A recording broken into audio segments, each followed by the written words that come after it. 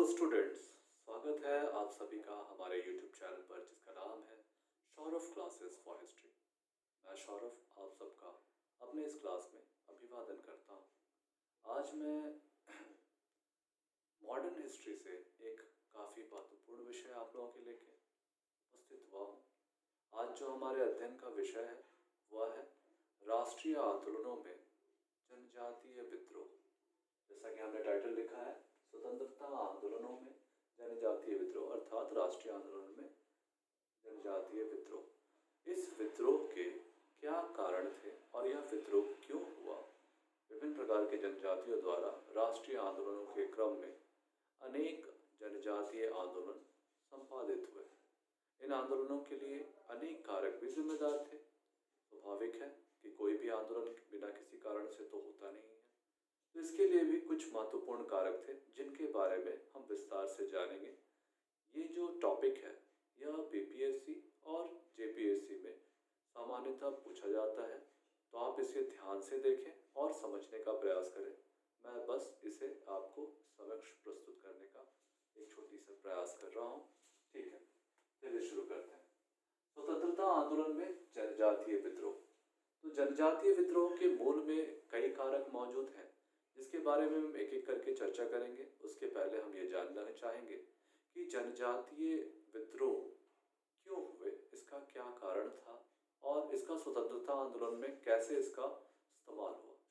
वैसे तो जितने भी जनजातीय आंदोलन हुए वे सारे के सारे जनजातीय आंदोलन असफल सिद्ध हुए, क्योंकि इनको नेतृत्व करने वाला कोई कुशल नेतृत्वकर्ता प्राप्त नहीं हुआ और न ही ये संगठित थे जो कि ब्रिटिशों की अत्याधुनिक और हथियारों से लैस सेना का मुकाबला कर पाती। इस वजह से यह आंदोलन या इनके विद्रोह असफल सिद्ध हुए।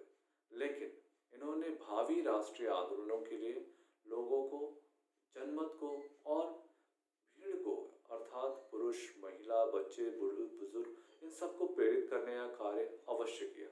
तो चलिए हम अभी जानते हैं विस्तार से जनजातीय आंदोलनों में कि क्या कारण रहे भारतीय स्वतंत्रता संग्राम के दौरान।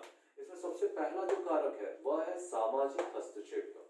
सामाजिक हस्तक्षेप कहने का तात्पर्य यह है कि जब ब्रिटिशों का भारत में आगमन हुआ तो उन्होंने सामाजिक हस्तक्षेप की नीति का पालन किया। इसके तहत उन्होंने क्या किया कि जनजातियों का जो पृथकवादी जीवन था उसमें हस्तक्षेप किया।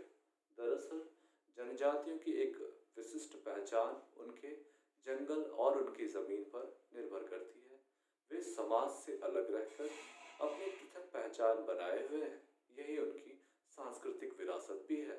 लेकिन जैसे ही अंग्रेजों का भारत में प्रवेश हुआ, उन्होंने देखा कि एक बहुसंख्यक आबादी है जो जंगलों में निवास करता है और इसी बहुसंख्यक आबादी को अपने औपनिवेशिक घेरे यानी अपने साम्राज्य के अंतर्गत लाने के लिए उन्होंने जनजातीय सामाजिक जीवन में हस्तक्षेप प्रारंभ किया, जो उनके असंतोष का एक बहुत महत्वपूर्ण और बड़ा कारक बना। सामाजिक हस्तक्षेप, जिसमें जनजातियों के पृथक जीवन में हस्तक्षेप की नीति ब्रिटिशों के द्वारा अपनाई गई थी। दूसरा महत्वपूर्ण कारण है धार्मिक हस्तक्षेप। धार्मिक हस्तक्षेप के अंतर्गत हम देखते हैं कि जनजातीय का अपना एक धर्म है जिसे वे सरना धर्म या प्रकृति धर्म कहते हैं, जिसके अंतर्गत वे प्रकृति की पूजा करते हैं और प्रकृति के पूजक होते हैं। लेकिन जैसे ही ब्रिटिशों का भारत में प्रवेश हुआ, उन्होंने अपने साथ ईसाई मिशनरियों को भी भारत में ईसाई धर्म के प्रचार की छूट दे दी। अब इसका प्रभाव यह हुआ कि ईसाई मिशनरियों ने आदिवासियों के बीच धर्म प्रचार प्रसार करना प्रारंभ किया, जिससे उनकी धार्मिक गतिविधियों को आघात पहुंचा। वे प्राचीन समय से ही अपने सरना धर्म की पूजा करते आ रहे थे, लेकिन अब ईसाई धर्मों के हस्तक्षेप के कारण उसकी धार्मिक अवस्था काफी प्रभावित है। तो ये दूसरा महत्वपूर्ण कारण हो गया। तीसरा जो महत्वपूर्ण कारण था वह आर्थिक कुचक्र। आर्थिक कुचक्र के अंतर्गत हम देखते हैं लगान, वन उत्पादों पे कर और साथ ही साथ कृषि कार्य पर भी कर। जैसे आदिवासी जंगलों में रहना पसंद करते हैं और जंगलों की भूमि को साफ कर वहाँ खेती बाड़ी या वन के उत्पाद जैसे लकड़ी, महुआ, शहद, बांस, इन सब वन उत्पादों का इस्तेमाल स्वतंत्रता पूर्वक करते आए थे। लेकिन अंग्रेजों के आगमन के बाद उन्होंने न केवल आदिवासियों पर कर लगाया बल्कि उनके वन के उत्पादों के इस्तेमाल पर भी कर लगाया। साथ ही साथ उनकी कोई भी गतिविधि, जैसे वे हड़िया का प्रयोग अपने पेय पदार्थ के रूप में करते थे, उस पर भी कर वसूली करने का कार्य करने लगे, जिससे उनकी आर्थिक गतिविधियों पर गहरा धक्का लगा और आदिवासी एकजुट होने लगे।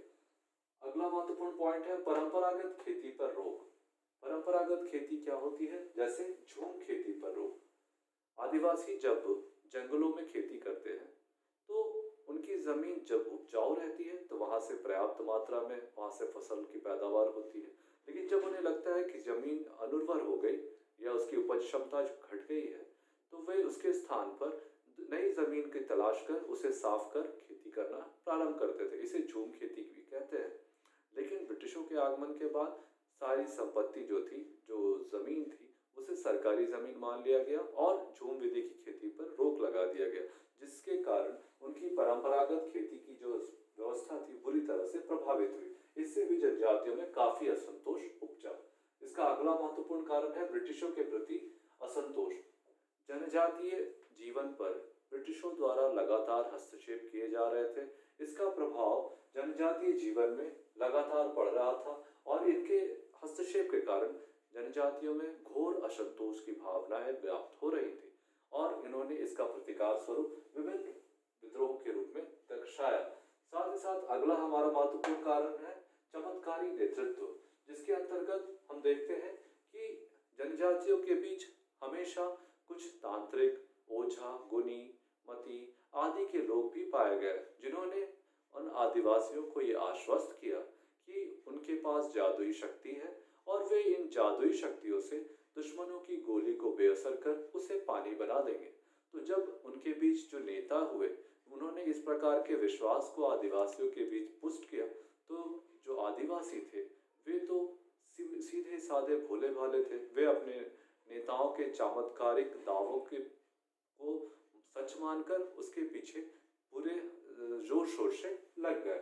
इसका अंतिम पॉइंट है स्वाभिमान की रक्षा हेतु भी आदिवासियों ने विद्रोह किया, जिसके अंतर्गत आत्मसम्मान की रक्षा हेतु आंदोलन। अर्थात कहने का मतलब यह है कि आदिवासी अपने नियम कायदे में काम करते थे, लेकिन जब ब्रिटिशों का आगमन हुआ तो उन्होंने न केवल आदिवासियों के आत्मसम्मान को ठेस पहुंचाया बल्कि उनकी महिलाओं के साथ शारीरिक शोषण, उनके साथ बलात्कार और उनके साथ जोर जबरदस्ती का कार्य किया, जिसकी वजह से आदिवासी अपने आत्मसम्मान की रक्षा, अपने स्वाभिमान की रक्षा के लिए उठ खड़े हुए और उन्होंने आंदोलन का बिगुल फूंका और कई छिटपुट आंदोलन चलाए गए, जिसमें उन्हें काफी संख्या में इसमें जनजातियों का सहयोग भी प्राप्त हुआ। अब हम इन कारणों को देखने के बाद, इन सभी कारणों को आप ध्यान से देख लें, इसका स्क्रीनशॉट ले लें। अब इन सभी कारणों के कारण एक पृष्ठभूमि का निर्माण हुआ जिससे जनजातीय विद्रोह पनपा और इस विद्रोह के कुछ प्रमुख विद्रोहों को मैंने यहाँ दर्शाने का प्रयास किया है। 1830-31 में छोटा नागपुर में कोल विद्रोह हुआ, जो कि इसी असंतोष का नतीजा था। इसी कड़ी में 1856 में हम देखते हैं कि संथालों का एक मजबूत विद्रोह हुआ, जिसे संथाल विद्रोह के नाम से भी जाना जाता है, संथाल परगना के क्षेत्र में। इसी तरह मुंडाओं का विद्रोह 1899-1900 में मुंडा विद्रोह हुआ, जो कि बिरसा मुंडा के नेतृत्व में संचालित किया गया। तो ये कुछ विद्रोह हैं जिनका आप रेफरेंस दे सकते हैं। तो कुल मिलाकर हम कह सकते हैं कि राष्ट्रीय आंदोलनों की कड़ी के दौरान जब ब्रिटिशों का भारत में प्रवेश हुआ तो उन्होंने समाज से पृथक रहने वाले जनजाति, जो कि जंगल और जंगली उत्पादों पर अपना जीवन यापन कर रहे थे, उनको भी नहीं बख्शा। उनको भी अपने औपनिवेशिक घेरे के भीतर लाने का प्रयास किया। उनकी खेती, उनके वन उत्पाद और उनके किसी भी गतिविधियों के लिए उन पर कर लगाया गया। उन पर शारीरिक, मानसिक, धार्मिक, आर्थिक हर प्रकार से मानसिक यंत्रणा देने का प्रयास किया गया, जिसको वो सह नहीं पाए और आत्मसम्मान की रक्षा और अपने अस्तित्व के लिए इन लोगों ने कई छापामार युद्ध किए, एक बार संगठित होकर विद्रोह किया और अपनी पहचान छोड़ी। तो इसमें कुछ महत्वपूर्ण विद्रोह भी हुए, जिसके बारे में आप यहाँ से देख सकते हैं। और इन विद्रोहों के माध्यम से, यद्यपि ये सारे विद्रोह सफल तो नहीं हो सके, लेकिन इन विद्रोहों ने यह दर्शा दिया कि ज़्यादा दिनों तक किसी को दबाना संभव नहीं है और इसका प्रतिकार अवश्य होता है। जो निरीह भोले भाले आदिवासी लोग भी अपने प्रतिकार के स्वरूप विभिन्न आंदोलनों के माध्यम से अभिव्यक्त किया और राष्ट्रीय आंदोलनों में इसकी काफ़ी महत्वपूर्ण भूमिका है, क्योंकि जनता को जागृत करने में इन आंदोलनों का विशेष योगदान रहा।